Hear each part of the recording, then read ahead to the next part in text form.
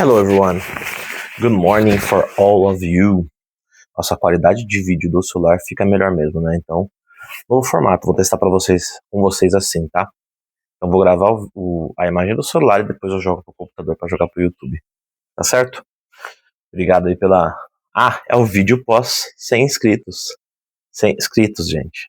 Muito feliz, muito realizado, né? E agora vamos rumo aos 200. Rumo aos 200. Tenho certeza que vai dar tudo certo, tá bom? Então vamos começando com o meu good morning, good evening and good afternoon. Só troquei o evening e o afternoon. Mas tudo bem, se entendeu. Como é que vocês estão, né? Vamos nessa. Vou trazer aqui um conteúdinho para vocês interessante, né? Um conteúdo bacana que teve algumas interações ali nas redes sociais. Eu tô usando bastante o Instagram e o TikTok, tá, galera? Então tá sempre na descrição aqui. Sigam lá e fiquem de olho em vários conteúdos. Eu tô querendo trazer um conteúdo que vai misturar games e o mundo enterprise, né? Mas vamos nessa, vai dar tudo certo, tá bom? Hoje eu vou falar sobre o CFR, ou CEFR, que nada mais é do que o Common European Framework of Reference, certo? É uma referência que os professores de idioma usam, já faz algum tempo, né? Até fazer uma pesquisinha aqui, since when?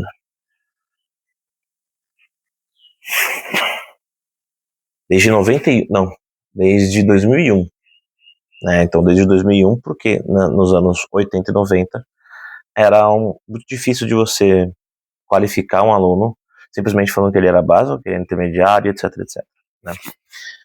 E como que é feita essa medição? De acordo com testes, né? Cada uma delas tem uma explicação ali. O A1, o A2 é um tipo de aluno, né? O B1 e o B2 é um outro tipo de aluno, e o C1 e o C2 são outros alunos também, tá?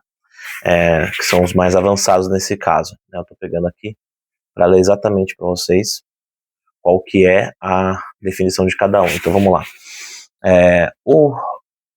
O A1, ele é considerado o very beginner, ou seja, você consegue entender frases básicas, você consegue falar frases básicas. Então, por exemplo, my name is Douglas, how are you? I'm fine, certo? E você pode se comunicar de maneiras simples, desde que o outro falante fale devagar com você. Então é realmente ali o começo, é do zero até uma determinada parte ali, tá?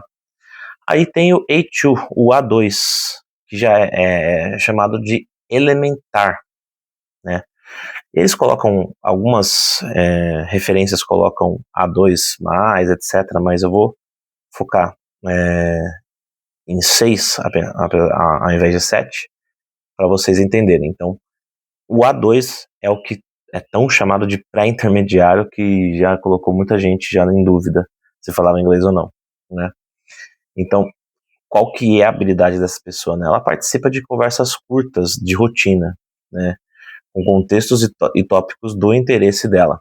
E aí também pode fazer ou responder algumas sugestões. É aquela pessoa que você percebe que falta bastante vocabulário, começou a estudar agora, mas ela já tem uma certa iniciativa diferente, né, das outras. É uma pessoa que já tenta muito mais do que, por exemplo, o A1, né? São pessoas bem bacanas de trabalhar, porque você vê que ainda tem aquela vontade, né? E aí, a gente vai pro B1. O B1 é o intermediário. Eu costumo falar para todo mundo que o salto mais difícil para se dar é do A2 até o B1, tá? Por quê? Porque é ali que vão vir as primeiras e as mais fortes frustrações de aprendizado de idioma, qualquer idioma, né? Porque você vê, por exemplo, tem pessoas que desenvolvem mais rápido, tem pessoas que não desenvolvem tão rápido quanto você imagina. O aluno ele fica meio confuso ali. É aquela sala que nas escolas de idioma, geralmente no final do ano, quando vê ali, é o que mais tem trancamento, é o que mais tem desistência do curso, né? Então, Esse salto do A2 pro B1 é um salto bem desafiante, mas tá aí para isso, né?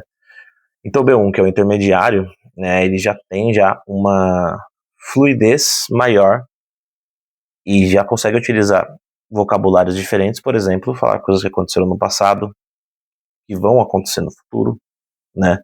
Ele consolida ali o aprendizado do A2 e tá com uma fluência um pouquinho maior, tá? Então, é aquele famoso falante que fica muito travando, né? Que fica muito... e aí, olha pra cima assim... Mas tá certo, tem que ser assim mesmo, ok? O importante é o que eu falei no vídeo, eu vou pôr aqui, ó, em cima aqui no card. O importante é falar, não importa, tá? É perder esse medo. E aí o B2 é o que eu, Douglas, considero realmente o ideal para você entrar no mercado de trabalho, ou para você poder ir viajar, poder fazer um curso fora, poder fazer alguma coisa assim, sem a dependência de ninguém. Então, o B2 é chamado de Upper Intermediate, ou seja, acima do intermediário. Ele é um falante mais independente, né? Então ele já tem uma consistência gramatical maior, já tem um volume de vocabulário maior, uma segurança maior. Então é aquela pessoa que realmente faz ali e aplica a regra do 70-30 de uma forma muito efetiva. O que é a regra do 70-30, tá, gente? Rapidamente mencionando. 70-30 nada mais é que 70% do aprendizado vindo diretamente da pessoa em si, do que a pessoa faz fora da sala de aula, e o 30 é o referente ao que acontece no entorno. Então, a metodologia, o professor, o material, a escola, tá? Então, você percebe que nesse 70-30, de novo fazendo alusão até a atividade física, que falam que emagrecimento é 70 dieta e 30 exercício, né? Então, é a mesma coisa, 70% vem do seu próprio esforço, e o 30% vem do esforço da outra pessoa, ou seja, se só 30% está entregando, você tem 70% a ser preenchido. Se você demoraria um ano para chegar nesse, não no B2, mas para chegar ali no B1, do lado do A1 para o B1, você demoraria um ano, você vai demorar um ano e meio, ou um ano, quase 2 anos, por conta infelizmente, da falta de prática que você está tendo. Pode chamar de falta de disciplina, se fica à vontade, tá? Mas é isso. É isso, então. O cara que aplica legal essa regra do 70-30, em um ano e meio ele já está nesse nível B2, tá? Ele já consegue até inclusive falar com nativos do inglês, né? Isso que é bacana, porque o cara que está lá no B1, ele prefere falar comigo, por exemplo, que sou um falante de inglês, mas eu sou brasileiro, então qualquer errinho, qualquer coisinha que ele vai falando, eu consigo entender o que é, né? Mas o B2 não, o B2 já está pronto já, inclusive, para ir pro mundo aí, para se jogar e ser feliz, certo? E aí a gente vai para os dois últimos níveis, o C1 e o C2. Esses dois últimos níveis, claro, eles são exigidos quando você vai fazer alguma coisa acima da parte acadêmica, ou quando você vai, enfim, precisar fazer uma super palestra, uma super apresentação em um congresso super importante lá fora, para um doutorado, talvez, se você for fazer doutorado fora do país, aí sim você vai ser exigido ser um C1 ou um C2. Qual que é a diferença do C1 e C2? O C1, ele é o avançado, e ele se vira, vou usar essa palavra, essa expressão, ele se vira muito bem numa ampla variedade de vocabulário, de gramática, mas dentro de um contexto um pouquinho mais social e acadêmico, tá? Então, alguma situação mais complexa, por exemplo, precisa, sei lá, ir ao médico, precisa, não sei, resolver alguma coisa que não é tão assim, de turistas fazerem, não é que esse cara vai ter dificuldade, mas essa é a diferença gritante do C1 para o C2, porque o C2 é o proficiente. Então o C2 é o que todo mundo gosta de falar aí como fluente, eu já falei já minha opinião sobre isso, mas ele é o cara que realmente você confunde se ele é nativo ou se não, ou ele é um gringo que fala muito bem, tá? Então, essas são as grandes diferenças dos níveis, tá? Do A1, do A2, do B1, do B2, do C1 e do C2, tá certo? E eu tenho uma novidade, tá? Eu estou já no plano, ele vai sair do papel, e eu vou tentar achar uma forma de fazer essas gravações, né? Para os meus cursos, tá? Eu vou fazer um curso de gramática essencial, tanto para A1 quanto para A2, para o B1 e para o B2, tá? Por quê? Às vezes as pessoas não têm tempo ou não têm dinheiro para investir num curso, mas querem pelo menos ali um guia, alguma coisa para iniciar e continuar o seu estudo e finalizar o seu estudo, né? Então eu quero fazer para que você seja uma pessoa já independente do idioma, né?